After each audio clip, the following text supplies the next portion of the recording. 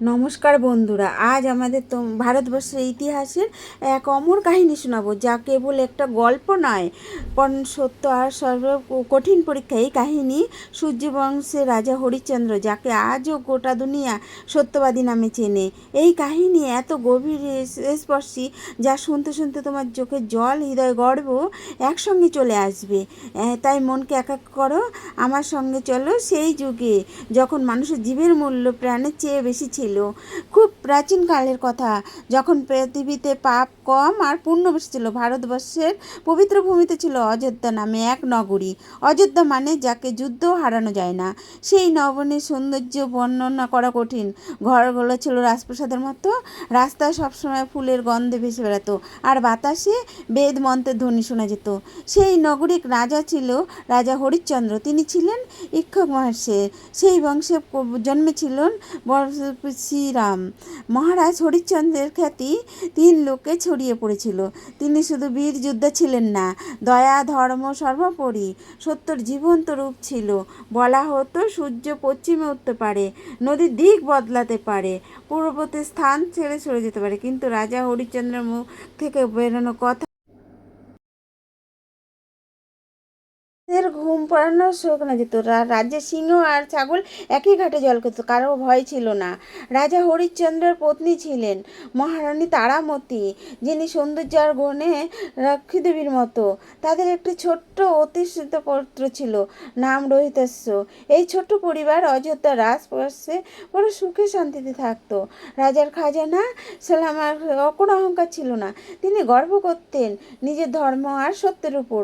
প্রায়ই বলতেন, প্রাণ যায় বচন না যায়। কিন্তু বন্ধুরা বলে না, যখন সোনা আগুনের তাপে তবেই তার আসল উজ্জ্বলতা বোঝা যায়। ঠিক তেমনি রাজা হরিশ্চন্দ্রের সত্যের পরীক্ষার সময়ও এবার কাছে এসে গিয়েছিল। একবার স্বর্গলোকে দেবলোকে, সেখানে সব দেবতা, গন্ধর্ব আর মহান ঋষিমণি উপস্থিত ছিলেন। সেই সভায় মহর্ষি বশিষ্ঠ আর বিশ্বামিত্র ছিলেন। সত্য আত্মায় বাস করে, আর আত্মা রাগ হলো। বিশ্বামিত্র ছিলেন অত্যন্ত ক্রোধী আর জিদি ঋষি। তার মনে হলো বশিষ্ঠ নিজের সেখানে সব দেবতা গন্ধর্ব, সেই সবাই মহর্ষি বশিষ্ঠ আর মহর্ষি বিশ্বামিত্র ছিল। কথায় কথায় পৃথিবীর রাজাদের প্রসঙ্গ উঠল। ইন্দ্র জিজ্ঞাসা করলেন, মর্ত্যলোকে কি এমন কোনো রাজা আছে যে এত কঠিন বিপদ আসুক ধর্ম আর সত্য থেকে কখনো বিচ্ছিন্ন হবে না? তখন রাজগুরু বশিষ্ঠ আত্মবিশিষ্টে হরিশ্চন্দ্রের নাম নিলেন। বললেন, হে দেবরাজ, আমার শিষ্য হরিশ্চন্দ্র সত্যের মতি, তার কাছে সত্যই ঈশ্বর। আপনি যত কঠিন পরীক্ষা নিন, তিনি কখনো পথ ছাড়বেন না। এই কথা শুনে মহর্ষি বিশ্বামিত্র মনে রাগ হলো। এই বিশ্বামিত্র ছিল অত্যন্ত ক্রোধী আর জিদি। তার মনে হলো বৈশিষ্ট্য নিজের শিষ্যকে বয়কট করছে।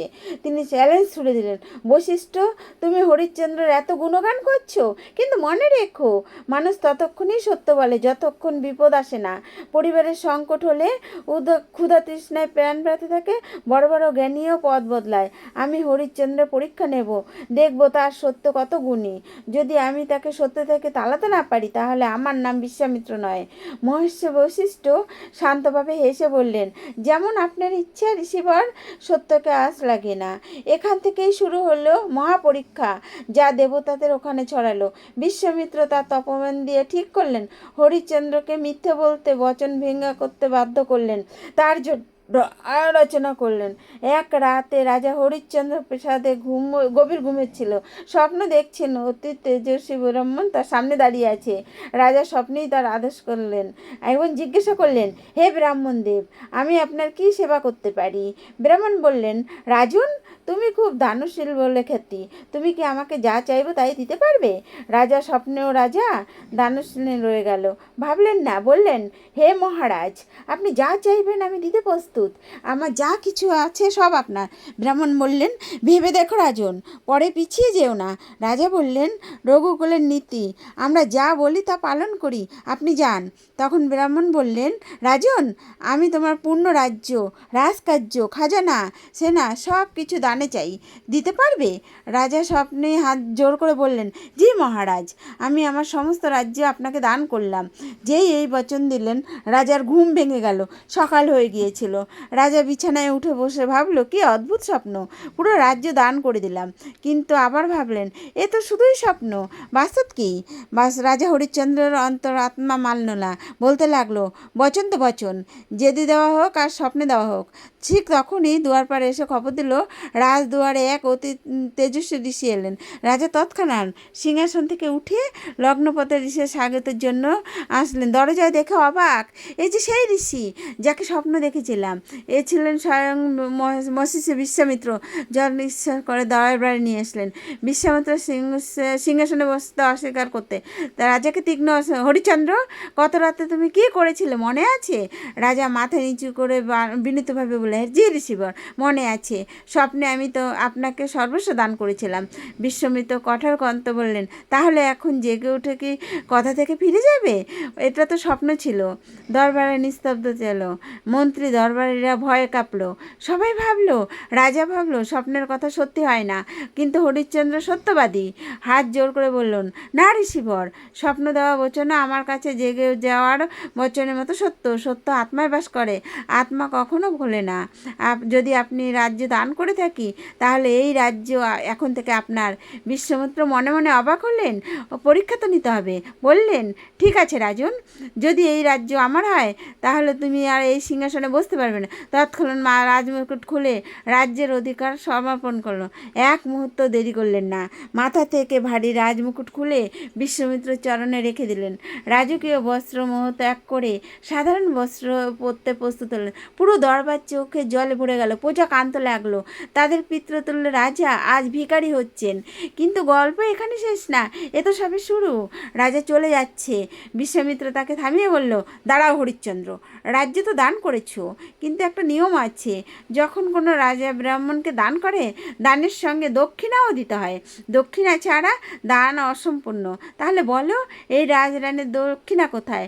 রাজা ধর্ম সংকটে বললেন, ঋষিবর, আপনি ঠিক বলেছেন, বলুন দক্ষিণায় কি চান? বিশ্বামিত্র ইচ্ছা করে বিশাল অঙ্ক বললেন, আমি 1001 মুদ্র চাই।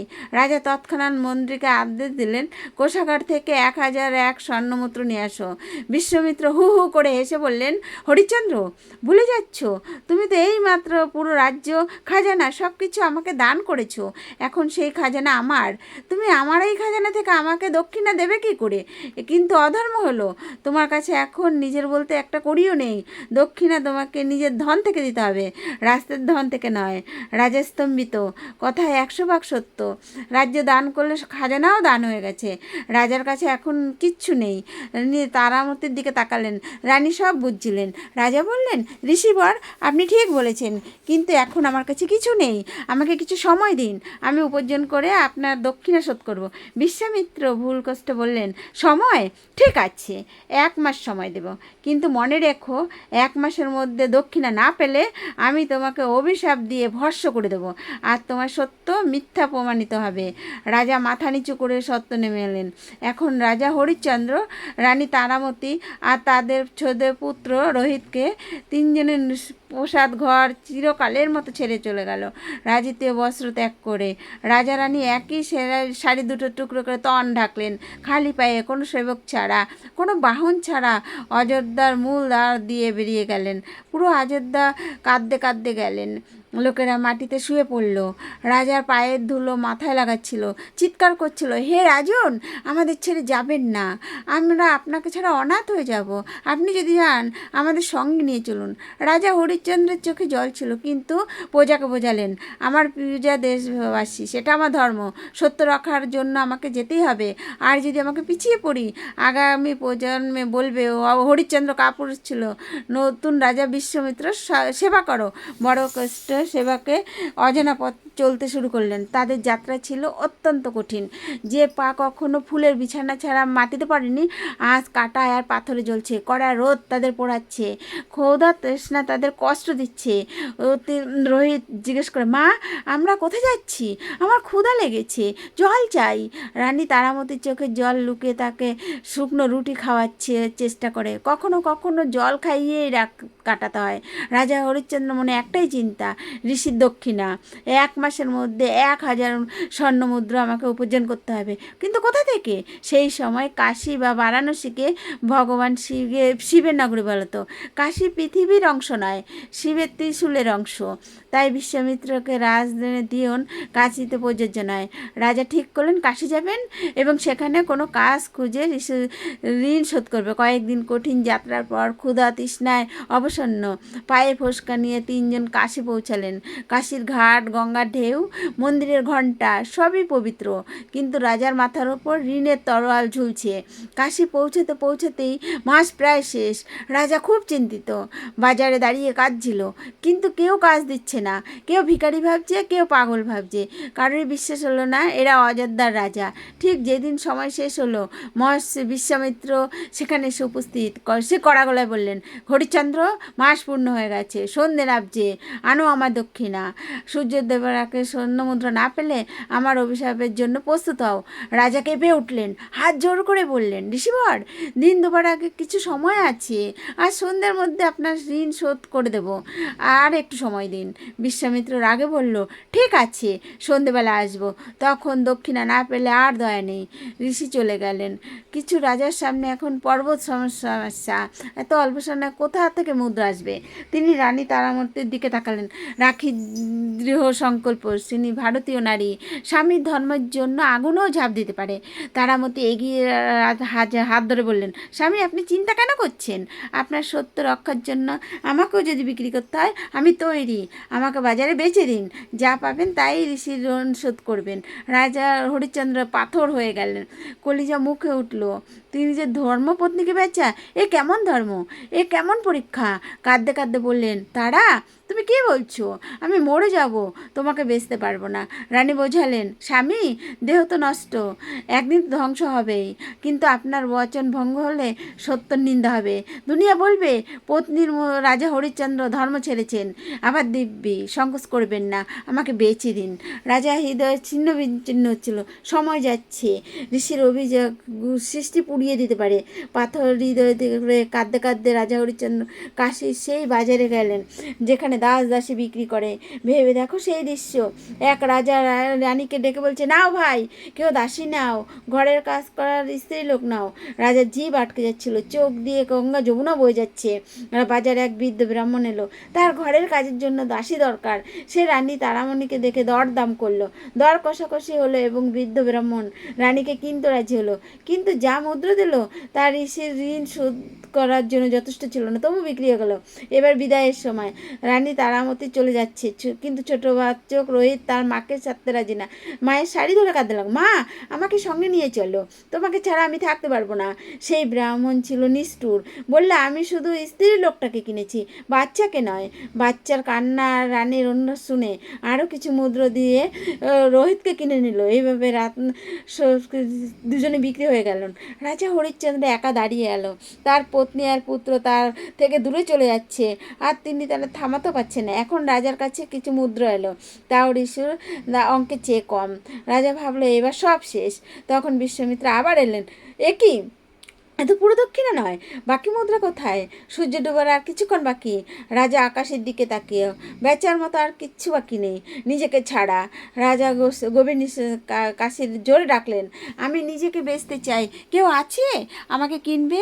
যে উচিত মূল্য দেবে, আমি জীবনভর তার দাস হয়ে থাকবো। রাজার গলার এত দুঃখ সত্য ছিল যে বাজার থেমে গেল। তখন সেখানে এসে চণ্ডাল এলো, শ্মশানের রক্ষক, নাম কালু, দেখতে ভয়ঙ্কর, বড় বড় লাল চোখ, কালো কাপড়, হাতে লাঠি। সে রাজাকে বলল, এই শ্মশান ঘাটে আমার এক লোক দরকার, যে মরা থেকে কাপড় তুলতে পারবে আর কর আদায় করতে পারবে। তুই কি এই কাজ করবি? এক সূর্য বংশের রাজা, যিনি কখনো সোনার সিংহাসনে বসতেন, যার একই সেরায় দুনিয়া চলতো, আজ তাকে শ্মশান পাহারার কাজ জুটল। কিন্তু রাজার বচন পালন করতে হবে। বললেন, হ্যাঁ ভাই, যদি তুমি আমাকে আমার মালিকের ঋণ শোধ করার জন্য মুদ্রা দাও, আমি তোমার কাজ করব।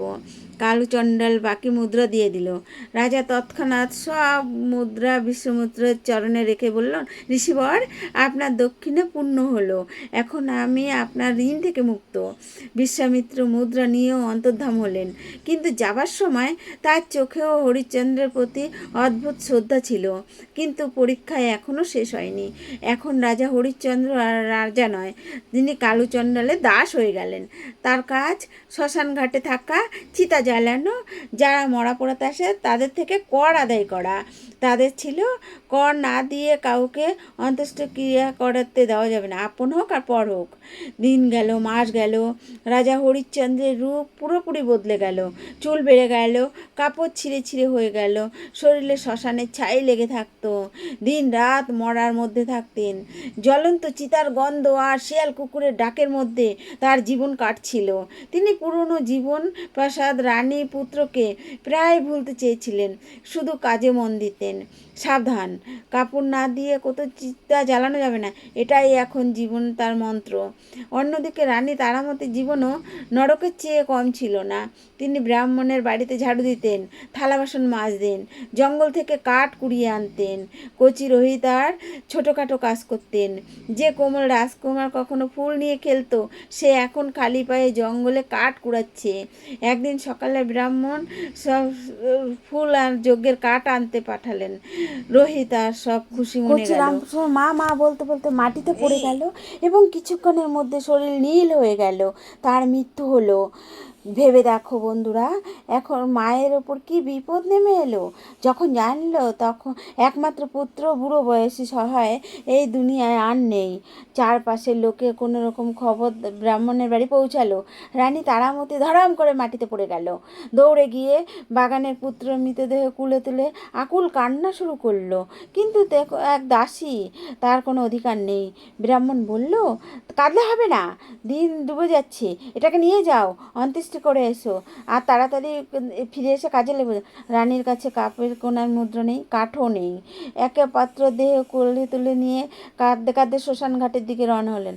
রাত নেমেছে, আকাশে কালো মেঘ, বিদ্যুৎ চমকাচ্ছে, মুষলধারে বৃষ্টি শুরু হয়েছে। শ্মশান ঘাটে নিস্তব্ধতা, শুধু চিতার আগুনে লিলিয়ান শিখা দেখা যাচ্ছে।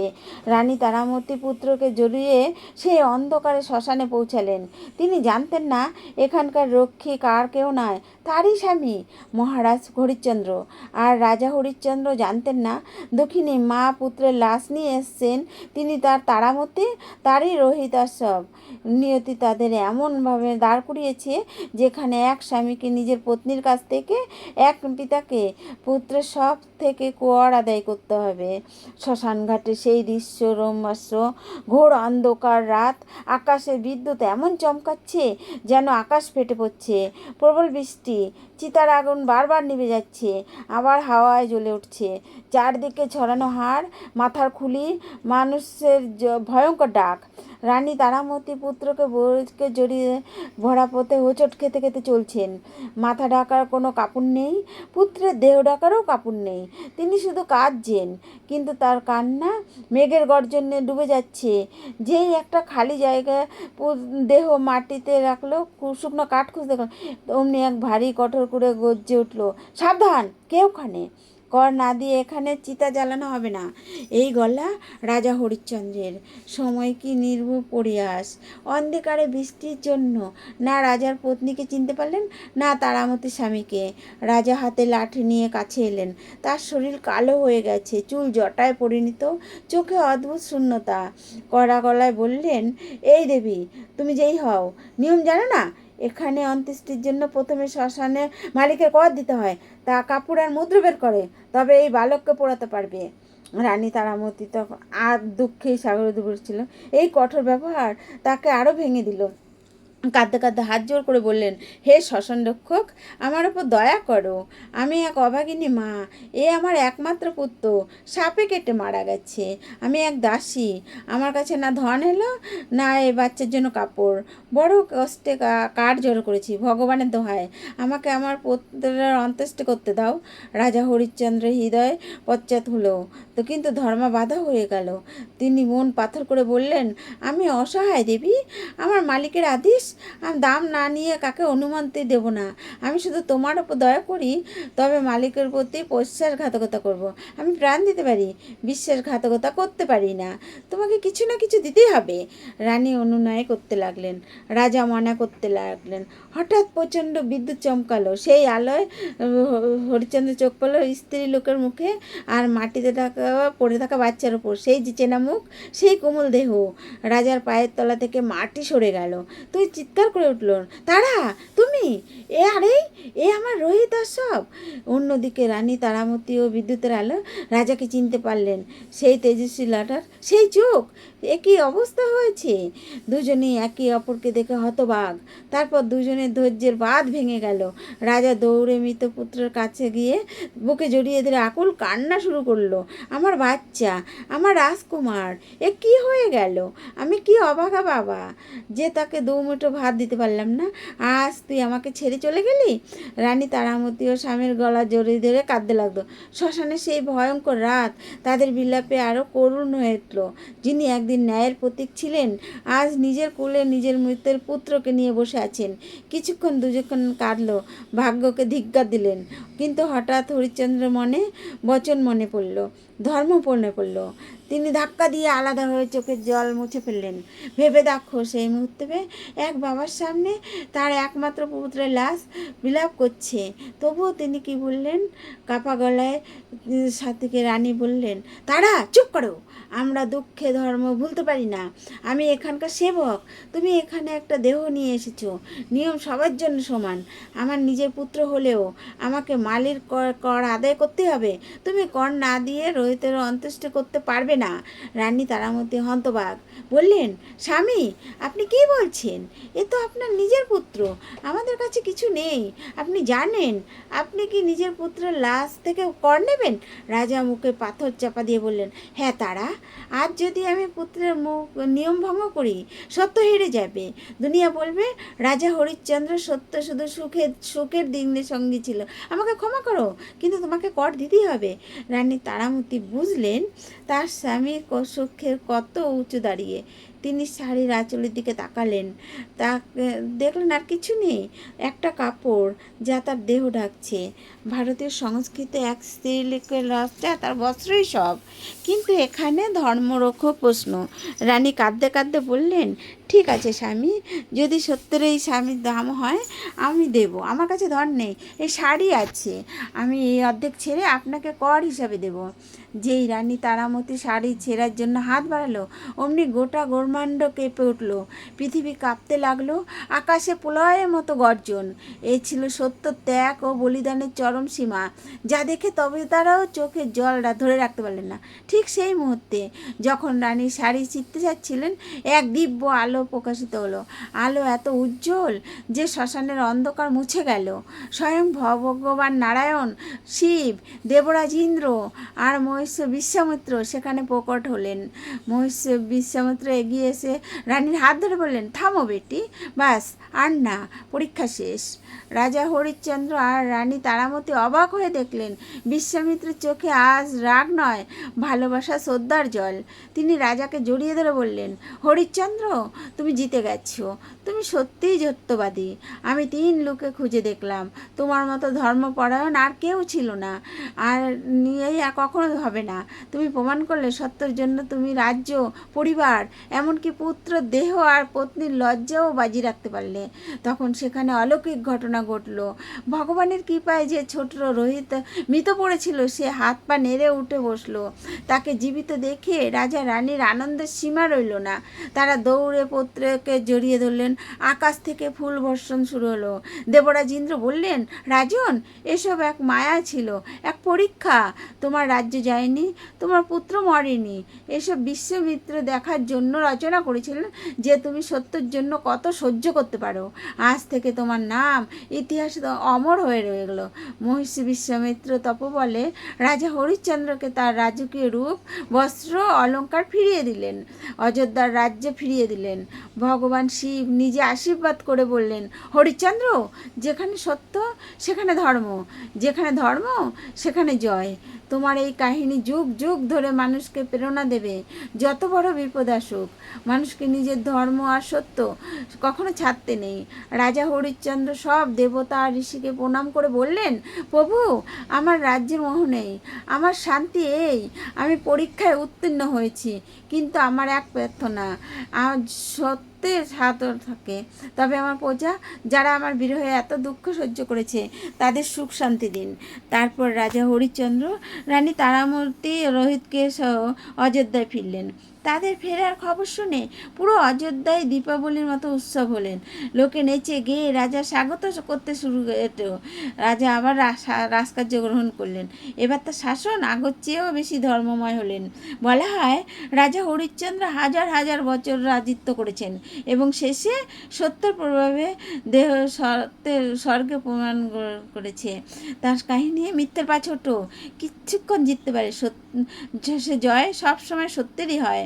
জীবনে যতই বিপদ আসুক আমাদের সত্যের পথ ছাড়া উচিত নয়, কারণ সত্যই ঈশ্বর।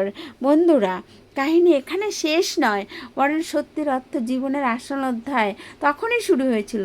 সেই অগ্নি পরীক্ষা ছিল স্তর, সেই আগুন থেকে সোনার খাঁটি হয়ে বেরিয়ে এসেছিল তার ঝকঝকে আলোয়। এবার পুরো অযোধ্যা আলোকিত হতে চলেছিল। যখন রাজা হরিশ্চন্দ্র আবার রাজকার্য গ্রহণ করলেন, তিনি আর আগের রাজা ছিলেন না। আগে তিনি এক ক্ষত্রিয় রাজা ছিলেন যিনি ধর্ম পালন করতেন, কিন্তু শ্মশান ঘাটে সেই কালো রাত, চণ্ডালের চাকরি তার জীবনের সবচেয়ে বড় সত্য বুঝিয়ে দিয়েছিল। তিনি দেখে ফেলেছিলেন জীবন ক্ষণভূমি, রাজপাট, ধন দৌলত, এই দেহ সব নশ্বর, যা থেকে যায় কর্ম আর সত্য। অযোধ্যায় সূচনা হলো। রাজা হরিশ্চন্দ্র শাসনে তালা দেওয়া বন্ধ হয়ে গেল। লোকের বাড়ির দরজা খোলা রেখে ঘুমাতো, চুরির ভয়েই চলে গেছে। রাজা যখন এত সত্যবাদী, প্রজা মিথ্যে বলবে কি করে? বলে না, রাজার প্রভাব প্রজার ওপর পড়ে। হরিশ্চন্দ্রের পাপের ফলে অযোধ্যার মাটিও পবিত্র হয়ে গিয়েছিল। সময় মতো বৃষ্টি হতো, এত ফসল ফুটতো যে গোলা ছোট পড়ে যেত, কেউ অসুস্থ হতো না, কারো অকাল মৃত্যু হতো না। এই যুগকে রামরাজ্যের ভিত্তি বলা হয়। রাজা হরিশ্চন্দ্র এখন সিংহাসনে বসে আদেশ দিতেন না, সে বরং সেবকের মতো রাজত্ব করতেন।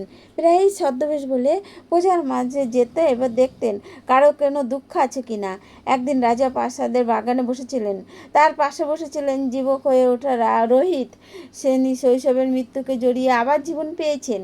তিনি এখন খুব বন্দির আর উৎসম্পন্ন। তিনি বাবাকে এক প্রশ্ন করলেন, যা হরিশ্চন্দ্রকেও হারিয়ে তুললেন। রোহিত এসে বললেন, পিতা, আমরা সত্যের পথে চলেছি, ধর্ম পালন করেছি, তবু আমাদের এত ভয়ঙ্কর কষ্ট কেন হলো? আমাদের রাজ্য ছাড়তে হলো, আমরা বিক্রি হলাম, আমি প্রাণ হলাম, মা অপমান সহ্য করলেন, সত্যের পথে চলার এই।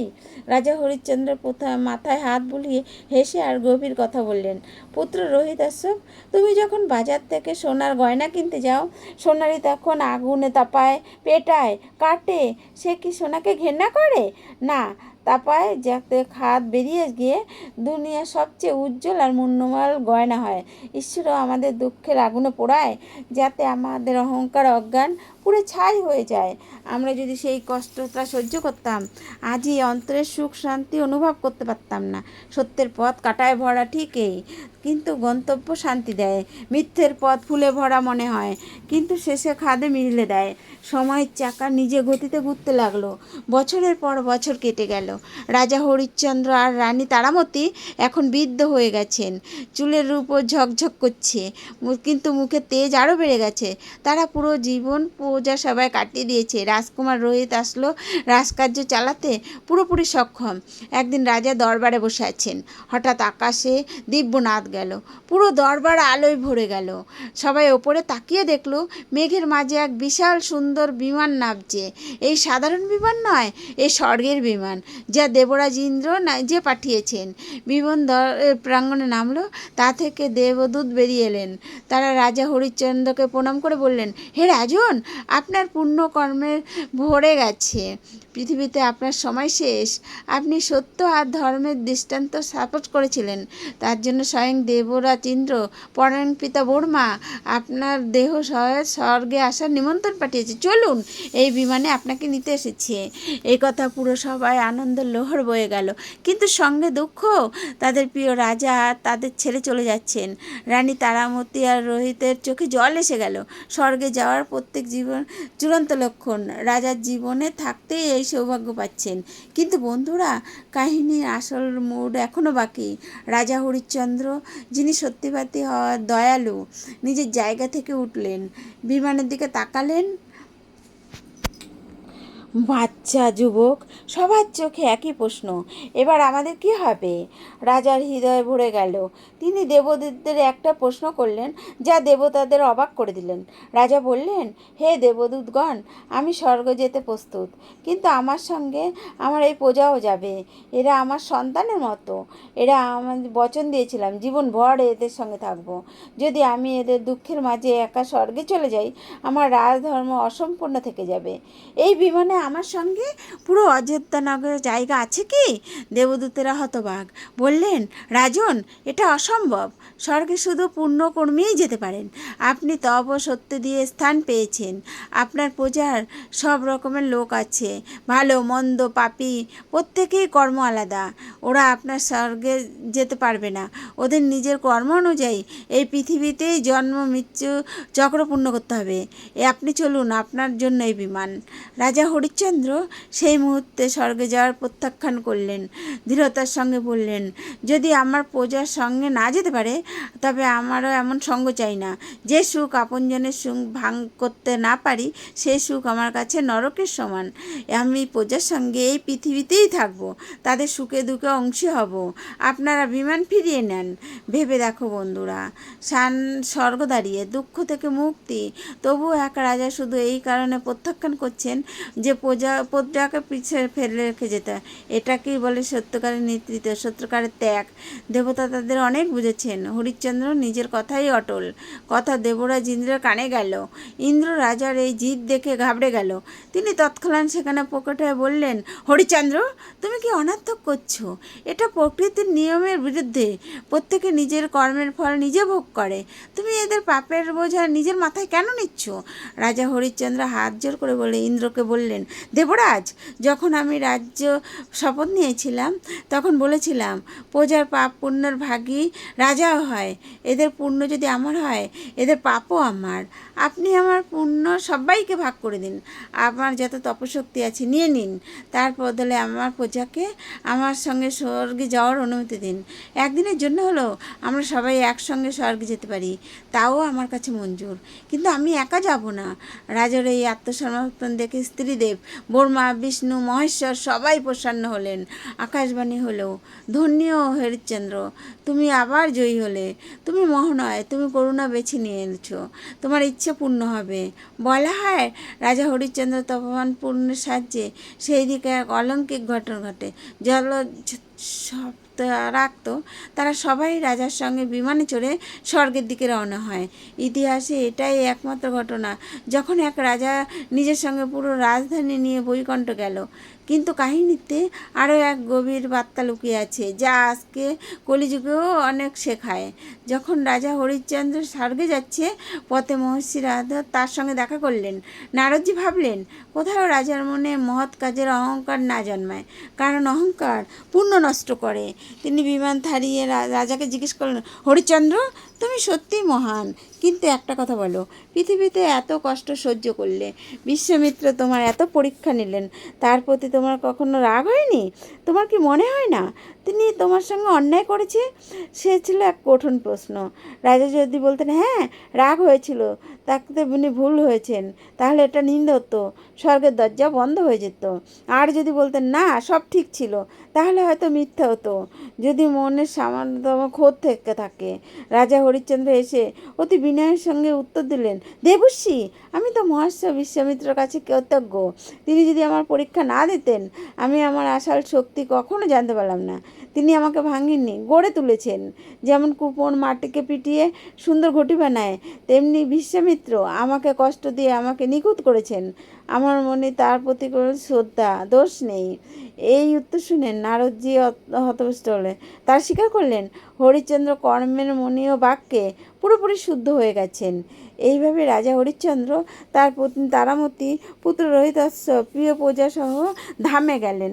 বন্ধুরা, এই কাহিনী আমাদেরকে শেখায়, আজকের যুগে যখন আমরা ছোট ছোট কথায় মিথ্যে বলি, নিজের স্বার্থে অন্যকে ঠকাই, তখন রাজা হরিশ্চন্দ্রের চরিত্র আমাদের সঙ্গে মশালের মতো দাঁড়িয়ে আছে। সত্যের সত্যি পরাজিত হতে পারে না। রাজা হরিশ্চন্দ্র সব হারিয়েছিলেন, কিন্তু সত্য ছাড়েনি। সেই সত্যই হারানোর সময় সব ফিরিয়ে দিয়েছে, 1000 গুণ বেশি দিয়েছে। এক, ধৈর্য আর সহনশীলতা। জীবনে খারাপ সময় এলে ঘাবড়াতে নেই। রাজার সামনাসামনি থেকেছেন, দাস হয়েছেন, কিন্তু কখনো ঈশ্বর বা ভাগ্যকে দোষ দেয়নি, ধৈর্য রেখেছিলেন। এই সময়ও কেটে যায়। 2, কর্মের মাহাত্ম্য। আমরা যা করি তাই আমাদের সঙ্গে যায়। রাজার ধন, প্রাসাদ, সেনা সব এখানেই রয়ে গেল, কিন্তু তার সত্য সঙ্গে গেল, তাকে অমর করে দিল। 3, নিঃস্বার্থ ভালোবাসা। রাজার প্রজার প্রতি যে ভালোবাসা, তা আমাদের শেখায় যে সত্যিকার নেতাই সবার ভালোভাবে, নিজের নয়। বন্ধুরা, এই ছিল মহান রাজা হরিশ্চন্দ্রের অমর গাথা। আশা করি এই কাহিনী তোমাদের হৃদয় ছুঁয়েছে এবং তোমাদের মধ্যে সত্যের এক নতুন আলো জ্বালিয়েছে। মনে রেখো, তুমি যতই সফলতা হও না কেন, সত্যের সঙ্গে না থাকো, সব বৃথা। যদি সত্যের সঙ্গে থাকো, গোটা বিশ্ব তোমার সামনে। আমরা প্রায়ই ভাবি একটা মিথ্যে বললে কী হবে, কিন্তু হয়। একটা মিথ্যে একটা দাগ ফেলে দেয়। রাজা হরিশ্চন্দ্র শিখিয়েছেন, জীবের মূল্য প্রাণের চেয়েও বেশি। আজ রাতে যখন ঘুমাবে, নিজেকে জিজ্ঞেস করো, আমি কি আমার সত্যের জন্য অটল আছে? আমার কি আমার দায়িত্ব থেকে পালানোর ইচ্ছা?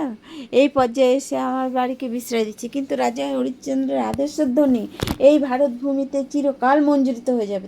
যতদিন সূর্য আর চাঁদ থাকবে, ততদিন হরিশ্চন্দ্রের নাম অমর থাকবে। ধন্যবাদ। জয় হিন্দ, জয় ভারত। বন্ধুরা, যদি এই কাহিনী তোমাদের ভালো লেগে থাকে, তাহলে আমার চ্যানেল এক সহজ কথায় সাবস্ক্রাইব করে দেবে, লাইক করবে, শেয়ার করবে এবং কমেন্টে জানাও তোমাদের কী অনুভূতি হলো। তোমাদের একটা সাবস্ক্রাইব আর লাইকে আরও এমন অনুপ্রেরণাদায়ী কাহিনী নিয়ে আসতে সাহায্য করে। আবার দেখা হবে নতুন এক কাহিনী নিয়ে। বন্ধুরা, নমস্কার।